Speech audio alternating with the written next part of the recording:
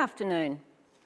Globally, the seafood industry is responsible for approximately 500 million polystyrene fish boxes entering landfill, the ocean, and the food chain every year. The impact of polystyrene is immense. As fishers, our ethos is sustainably fishing for the future, so we needed an alternative, but nothing matched polystyrene's thermal performance until now. Our patent-pending environmentally responsible packaging system sets a new benchmark in the transportation of seafood worldwide. With superior thermal performance and designed for multiple use, our system protects product, preserves the environment, and improves social licence. Flat packable for efficient transportation and storage, and 100% recyclable, the KoolPak embraces the cradle-to-cradle principles of sustainability.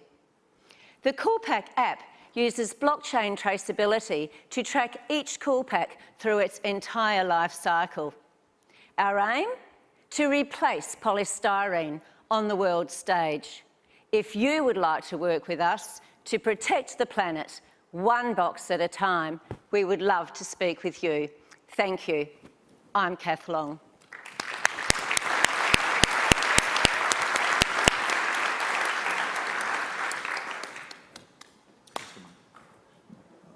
So that was a great presentation, and that's really sort of opens up a great big idea. What's the cost of this product to the fishing company? How does it compare to polystyrene? Thank you. At this point in time, we haven't established an exact price point.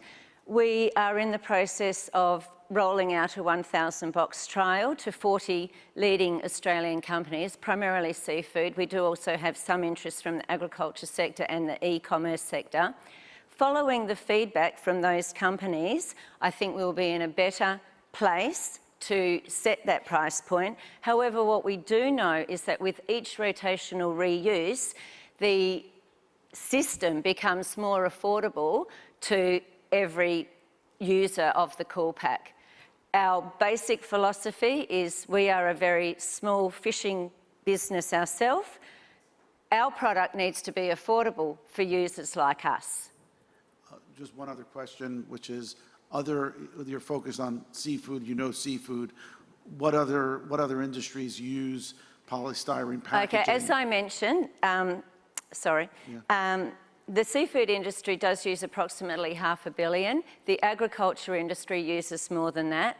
The e-commerce industry is very interested. Then, of course, we have pharmaceuticals, technology. There is even application, I would say, for things like heart organ transplant. In fact, any number of businesses that rely on transportation within and out of the cold chain. Got it. Thank you very much for the presentation. Thank you. I guess my question is you didn't talk much about the customers that would eventually buy this thing. What kind of input did they have into the process? And I guess the reason I ask that question is I get it that this thing, has a similar temperature control profile, but I would think that packaging has other things as well that it needs to do, like protect the product, prevent leaks. I mean, I'm just making this stuff off the top of my head. So what kind of input did the customers have into this process? Thank you. I mentioned the 1,000 box trial, so we've got the 40 plus companies that we are working with. Their feedback is going to be integral.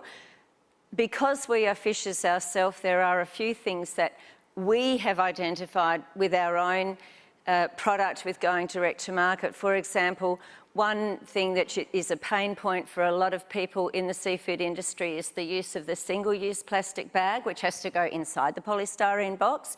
We're applying for airline approval without the need for that particular box because we have an integrated antimicrobial liner as part of our system. That's great. And another quick question about your customers. Are they the ones demanding this, the small fishers? Are they asking for more sustainable packaging, or is there something else that's driving this, like a regulatory environment or consumer push? In the beginning, it was us. our product is premium and we just didn't like using polystyrene. Then we spoke to our peers and they've all said the same thing. To be honest, if I had 1,000 KoolPaks here, I could have sold them last night easily. And that was just networking, you know, the business. The SDGs, the Sustainable Development Goals, they're driving the push globally. But I believe that the fishermen, I believe our industry wants to lift its game. I really do. So I think it's industry driven as well, inside out, outside in, both ways. Great. Thank you. Thank you. Let's, well, no, come down here. Yep. And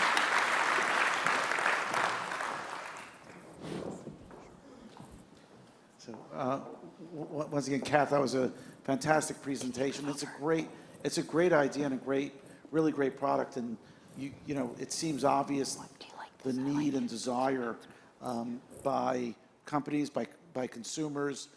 So I think that the applicability here is great. And if it really does, if it can be produced at scale at a sort of cost competitive price, I think you always have to remember environmental is important, but cost competitiveness is also important. And then I think this has applicability to so many different industries.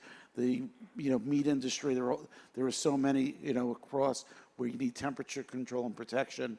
I think this is looks like a fantastic idea. It's early, so I think it's going to be the challenge is going to be getting people who are going to believe in it before you really have the numbers.